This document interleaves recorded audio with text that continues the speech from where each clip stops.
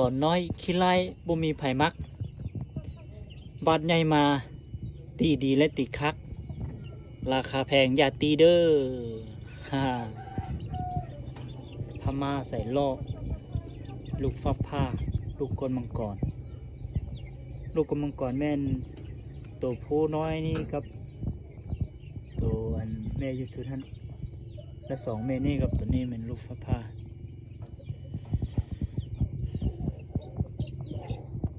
สามแม่สองผู้เนาะของดีมีน้อยผู้ใดอยากได้ก็จัดไปราคาตรงกับแบงราคาบูตรงก็ไว้ใหญ่ให้ได้ราคาแล้วก็เห็นสีตีนอีกใหญ่มาราคาจะหนักนิดนึงเด้องบน้อยผู้ใดงบน้อยน่ะ